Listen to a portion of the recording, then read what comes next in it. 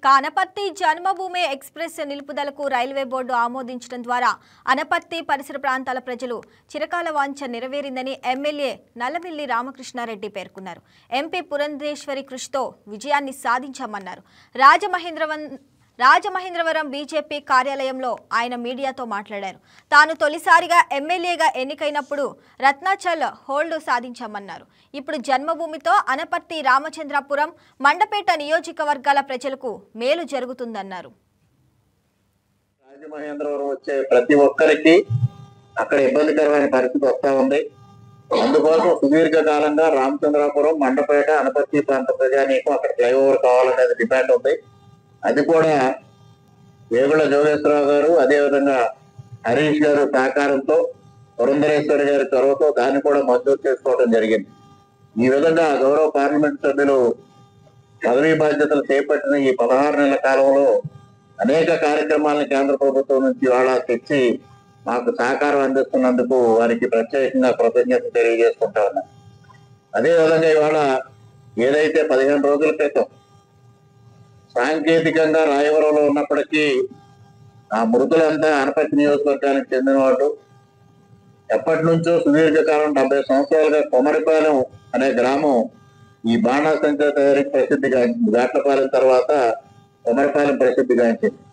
అది సాంకేతికంగా ఆ స్థలం రాయవరంలోకి వెళ్ళడం, కోనసీమ జిల్లా అని ప్రకటించడం కూడా జరిగింది. కానీ దానిలో చనిపోయిన 10 మందిలో 8 మంది అనపర్తి నియోజకవర్గానికి చెందినవారు.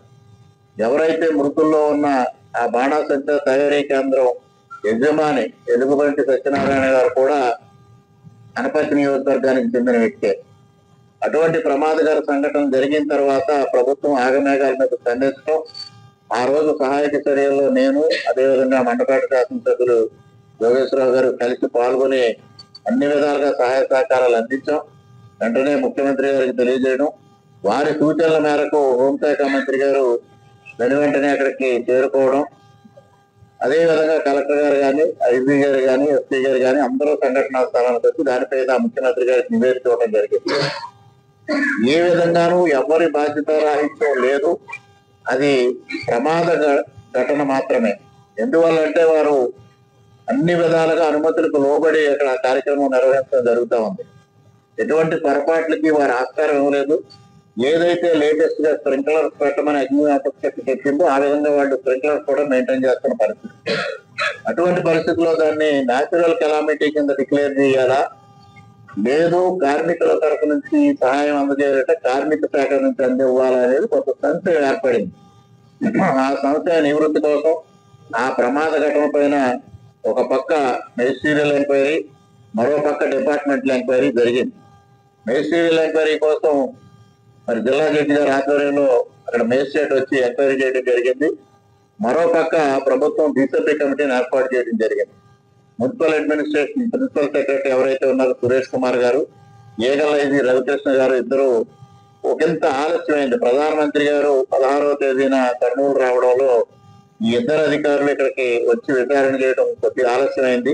అందువల్ల వాళ్ళు నివేదిక అందించిన వెంటనే మృతుల కుటుంబాలకి ఒక్కొక్కరికి 15 లక్షల రూపాయల చొప్పున ముఖ్యమంత్రి గారు వారికి నష్టపరిహారం కూడా ప్రకటించారు. రేపటి రోజున మరి కార్మిక శాఖ మంత్రి గారు కార్మిక శాఖ నుంచి అందివ్వడం జరుగుతూ ఉంది. కార్మిక శాఖ మంత్రి చేతుల మీదుగా, కలెక్టర్ గారి చేతుల మీదుగా నేను, జోగేశ్వరరావు గారి సమక్షంలో రేపు బాధ్యతలకి అందివ్వబోతా ఉన్నాం. ఇది వారందరికీ ఉపశమనం. అంటే పోయిన ప్రాణాలను తిరిగి తీసుకురాలేం కానీ కనీసం ఆ కుటుంబాలను కొంత ఆదుకునే విధంగా ఇవాళ ఈ కార్యక్రమాన్ని చేపట్టడం జరిగింది.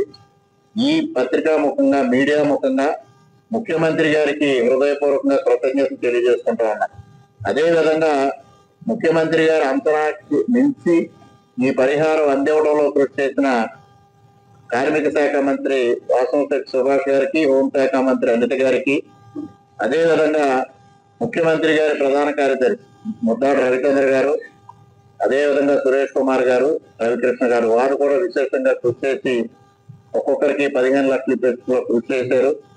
ఈ అంతటినీ జోగేశ్వరరావు గారు, నేను నిరంతరం సమన్వయం చేసుకుంటూ ఈ కార్యక్రమం చేపట్టాం.